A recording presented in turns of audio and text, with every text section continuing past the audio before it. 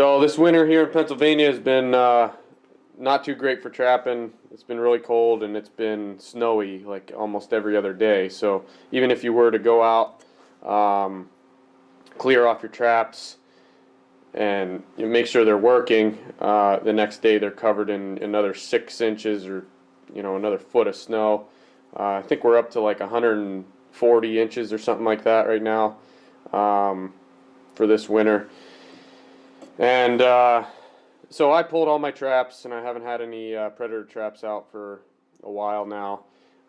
But last week we had a thaw, and it melted all that snow. So 140 inches, as you can imagine, it started flooding. So I didn't set during that, but about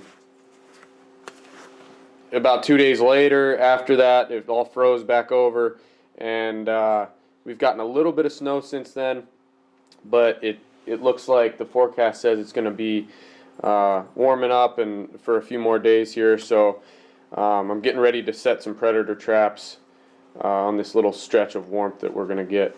So I'm setting up the bait here, and all I have is just mice and moles that I actually caught in my dog-proof coon traps.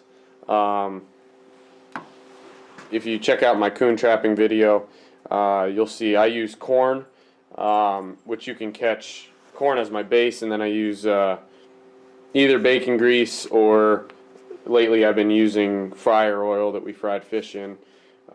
Gives it a little fishy smell to it. But you will catch mice and moles. They'll go after that, and I've even had chipmunks caught. So no point in putting these to waste, so I just freeze them and reuse them in my predator bait. So this is the same bait that I did catch my red fox and coyote that I showed on video. So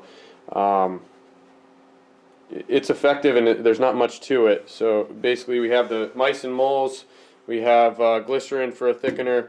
This is beaver tail oil that I rendered down. It's actually, I rendered it on a low heat, not sun rendered, and then just salt for like a preservative. So first step, I'm just going to chop these mice and moles up into bits, and then I got the grinder, this hand grinder set up. Last time I did use a blender, which you can do, but it's kind of a little messy and hard to clean the blender. Make sure you use an old one. But I think the grinder, this old grinder, is going to work a little bit better. So we're going to give it a shot.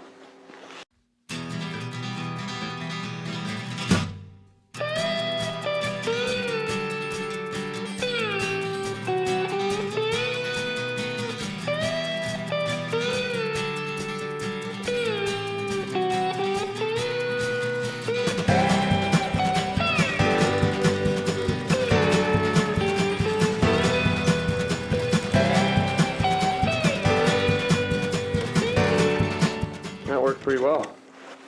So we're going to take it, try to put it through again. That way we can make sure everything got ground. And then we'll take it apart and get all the little bits out.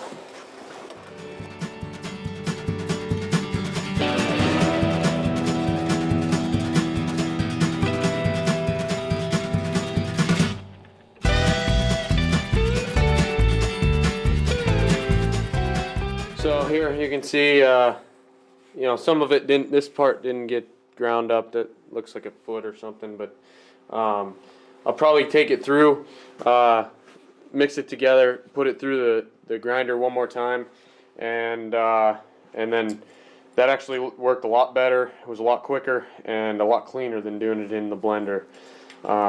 So grinder's the way to go. All right, so this is how much bait we got. You saw how many mice and moles I used. So we got a decent amount. Should do a few sets here. I let this taint overnight, 24 hours, and it's a little bit cold down here in the basement, so I took it upstairs where it's a little bit warmer. I've read and heard from a number of different places that mouse taints a little bit quicker. My thought is that it probably taints quicker because you're grinding the entire mouse, including guts, putting a lot more bacteria in there, which allows it to kind of decompose a little quicker and to taint quicker.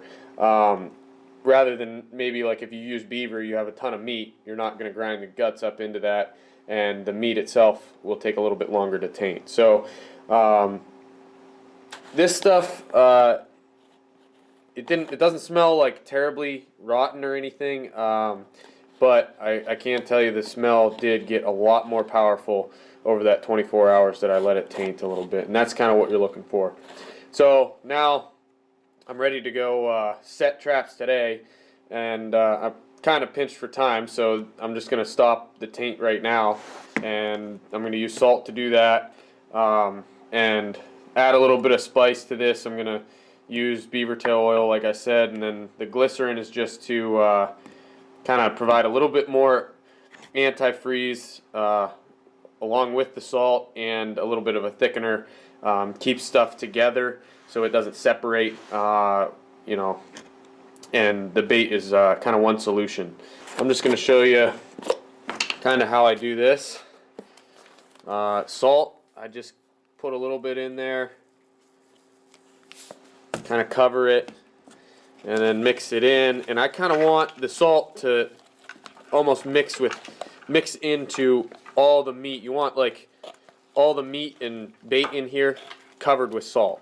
That will ensure that everything is halted in the tainting process. And like I said, it does give you a little bit of a freeze proof. Shouldn't take, maybe a little bit more.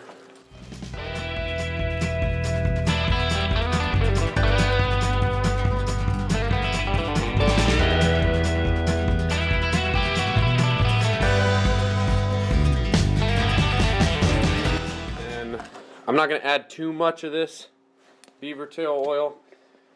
I just like to add a little bit, mix it in, and maybe get so that I can smell a faint. Now that probably was maybe around a teaspoon that I just put in there. So I'll mix that in, and that is oil, so that also does help with if it freezes, that should help keep the bait from freezing. Yeah, I can smell that, just a hint of that in here, so that's good. I don't want any more than that. That may have been actually a little bit too much. And then glycerin just to kind of thicken it up. Kind of just a filler.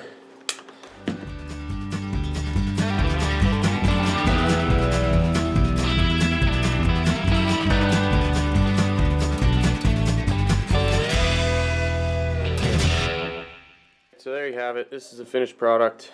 You can see it's got pretty uniform, even consistency, like almost like a pasty consistency. So I like doing it this way because you know, you put some of this down in the dirt hole.